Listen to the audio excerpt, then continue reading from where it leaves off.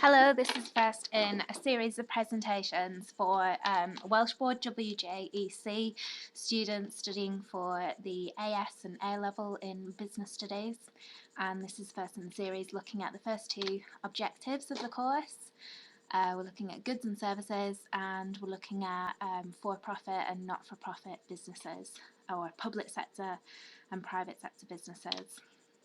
Okay, so when we're thinking, first of all, this would be from your first lesson, thinking about what is a business. And I usually show the students these bullet points and say which applies to a business, which describes what a business is. And it's actually all of them. Some businesses try to make as much profit as possible, but again, that might not be the main objective of other businesses. They produce goods and services. It could be something that governments try to encourage because they provide jobs. It might be something that the government tries to discourage because they don't think it's good for society. Or it could be an organisation where ideas are developed into new products and services, or it could just be a business that take other people's ideas and thoughts and maybe innovate or improve upon them. So this could apply to all types of organisations. When we're looking at what an organisation is, this is just a really, really simple diagram of what a business could be represented as. So we get resources that are put into a business. So we might have the finance or the workers, labour, actual office or a factory where work takes place, and raw materials. In the middle, there's some form of transformation process, and out at the other end comes goods, services, or waste, any waste products. And then hopefully you get this kind of feedback loop coming back to the start. So you learn from the processes, learn from mistakes, learn how to improve, learn from customer feedback. But this is just a simple representation of what a business is. So when we're looking at what those right at the beginning, what those resources are. There's so many resources that go into a business. So we have a way of categorizing them into different sections. And these are called, in economics, the factors of production. So all resources that you use in a business can be put into one of these categories. So land just represents anything that's a raw material or a physical space that you need. Metal, plastic, I suppose plastic technically isn't a raw material, but petroleum, oil, those types of things. Labour is your workers, and we can be more specific. They could be the managers or the administrators or the accountants or the marketers. Capital is anything that's man-made, any man-made equipment. That's why we call, some people call money capital, because it's actually a man-made construct. Money wouldn't have just been lying around when the first men and women, cavemen and women. It's actually something that society has created. And then enterprise / entrepreneurship. Basically, this is the ideas. This is the innovation and the organisation of all these other three factors of production. Because if you had all of these resources, you need someone to come along and organise them in order to get the goods and services from them. Okay, so what are goods and services? This could be one of the first questions that you get in the exam. So goods are what we call tangible. Tangible just means that you can touch them, and they can also be stored, whereas services are intangible and they cannot be stored. So in the exam, they're going to ask you to give an example of these. So good could be a book, it could be a magazine, whereas a service could be education is a service, or a haircut, getting a haircut would be a service, or a massage would be a service. So I can't store it. I have to, as the customer, actually physically have to be there to receive this service. And I can't the fact that I've said I can't store it suggests that it can't be touched, so it's intangible. Okay, there are different types of goods and services. We can call them producer and consumer services. This wouldn't be a question on the exam, but it's just interesting as you go along the course, and you might want to bring this into other questions. So producer goods or services, also known as capital goods, are products purchased by other businesses to produce other goods or services. So computers, machineries, tools, those types of things. Whereas consumer goods and services are products sold to the general public. So usually, but not always, but usually consumer goods and services are that are sold to the people that are going to consume it. So we call it, that's why we don't just call it customer goods and services, we could call it consumer goods and services.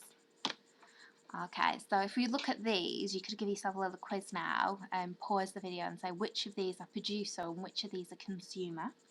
So if you want to pause it, you can pause it now. And the answers would be that they are all consumer or producer goods. They could be, it depends upon the context that they're used within. So this computer here could be used at home, and therefore it would be kind of a consumer good. Whereas if it's used in an office to produce other services, such as, you know, a travel agent might have this computer to produce the services of, you know, holiday assistance, holiday services, then it would be a producer good. And you could say the same for any of these products here. They could be considered producer and consumer. It just depends upon the context. It's not always like that. If you get a photocopier, likelihood is that a photocopier is only used as a producer good, unless you have some desire to do a lot of photocopies at home. Okay, so got to be able to, for the specification, define and distinguish between goods and services. So goods are tangible and services are intangible. And an example of a good would be a fridge freezer, whereas a service could be, you know, a kitchen cleaning service. But let's move on to these other objectives now. So one of the sections of the specification asks you to distinguish between the public and the private sector. So I usually show my students lots of logos here of different businesses and say which ones are public sector and which ones are private sector. And sometimes they have a general idea, but they do struggle a little bit. So let's have a look at what the definitions of public and private sector are. So public sector basically just means any businesses or organisations that are owned, financed and run by the government or local authorities. Local authorities, it may sound a little bit confusing, but it just means your local council, your local government. Manchester City Council, for example. Whereas the private sector, we use these same words, owned, run and financed, but rather than the government, it's by private individuals. Okay, so those are the definitions. You can see it's the ownership, it's how they're funded, the difference between them. But there's also going to be differences in what they usually want to achieve as well. So here are some nice examples of public sector organisations. So we can see the police are in there, and any hospitals would be in there, and probably your GP practice is usually public sector. If you go private, then again it would be private sector. But the BBC is actually funded, well, mostly funded by the public sector, but by the government, but also we pay TV licenses as well. But it is run or regulated by the government. Post office is public sector. Obviously, Royal Mail has partly been privatised this year. Most universities would be considered in the public sector, and most state schools here would be considered in the public sector, although private schools are actually in the private sector. So few differences there. And so here we have some private sector businesses such as Apple, Vodafone, most football clubs. I think every football club actually is in the private sector. And we have airports here, so lots of different, you know, goods and services being produced. But there is also a part of the private sector which is the not-for-profit sector, and this includes things like CAFOD, which is a not a religion, it's a religious charity, so Catholic charity. We also have here the Muslim charity. We have the British Heart Foundation and Oxfam, but we also have things like social enterprises, which we'll talk about in another presentation. So we have Jamie Oliver's 15, which helps young unemployed people to become chefs. We have the big issue, which obviously helps homeless people. We have a pressure group here. We also have a building society, which, you know, some people might say, well, it's for profit, but technically, according to their kind of older principles of what building societies were, they are actually, they're classed as not for profit. And John Lewis, which is a workers' cooperative, actually one of the largest, but also quite a rare structure. We could say are classed as not for profit. They do try and make profit, but it's what they do with that profit is a little bit different to your just general private sector business. So, in terms of how they're also different to the public sector and the private sector, is in terms of what they want to achieve. So, public sector objectives, you know, one of the big things about the public sector is they are usually free services that they provide. And if they're not free, they're usually quite affordable services that they provide as well. So, for example, social housing, council housing is usually very, very affordable, or it should be. The principles of social housing are that it should be quite affordable for people, more affordable than, say, in the private sector, privately renting a house. They provide public and merit goods. We're going to look at these when we look at the public and merit good presentation. They might try and be efficient, so they don't want to waste money. They try to help people, usually, help society. They want to provide a good quality, and they want to be able to be accessed by every person, regardless of maybe their background, their ethnicity, their gender, their sexual orientation, where they live. And they might have a kind of social aim. So here I've said like to inform or to educate people. So there might be a specific social aim. So of the BBC, if we just go back to that logo, I think one of the BBC's objectives is to entertain, but also to educate as well.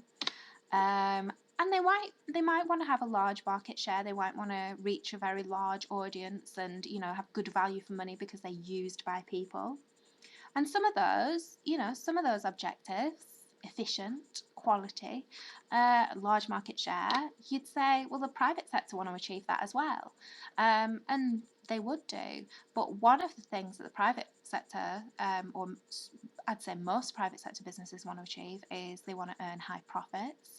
And to be able to earn high profits, they need to sell a lot, so they need to earn revenue, or they might want to lower their costs. Here we have, you know, grow market share, so become more popular. They might want brand recognition. They might want to innovate, bring out new products.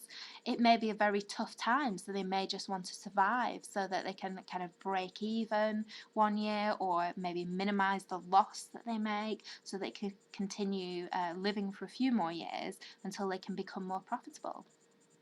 So the thing to point out here is that the public sector and the private sector, although they are different, some of their aims, some of their objectives will actually be quite similar to each other.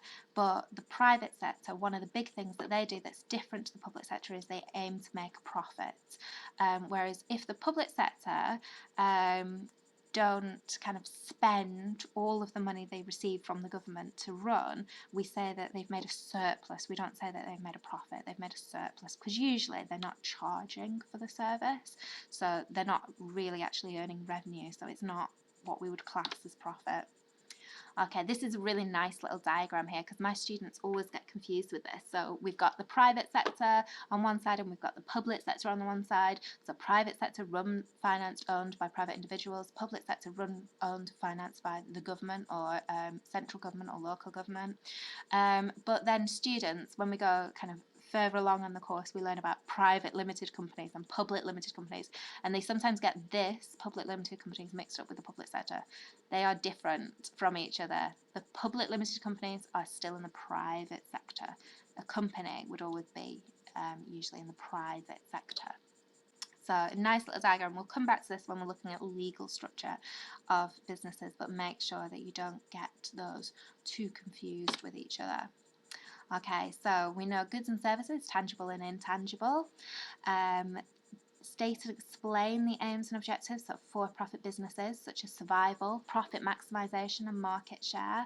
So the only thing that we've not done is really explain why these businesses the private sector would want to survive, would want profit maximisation, would want high market share. So make sure you go into detail about that. So why would you want to survive? Because hopefully in the future you'd be able to make some profit. So you've just got to hang on in there, minimise your losses. Why would you want profit maximisation? Well, that's probably why someone set up their business. That's what they want to earn. They want to earn profit. They may be shareholders that are paid that through dividends. And why would they want a large market share? Well, large market share means usually that you're selling a lot or you're making a lot of revenue from what you sell, and revenue is one of the components of making profits. That's why you would want a large market share. Aims and objectives of the public sector, some of them similar to the private sector. They want to provide a quality product, they want people to use their products or high market share, but also they might have other objectives that are completely different. So they might want to provide services free of charge. They might want to, if they do have to charge, they might want to make it very affordable. They might want to run very efficiently. I'd say that every business wants to run efficiently. And then examples of public sector organisations, the police, the NHS, most states, well, all state schools are in the public sector, but most schools, what are we've got the kind of the BBC would be in the public sector as well. Libraries are in the public sector, your local library. So when you're walking around your high street or in town, have a look at different businesses and think, are they in the public sector or are they in the private sector?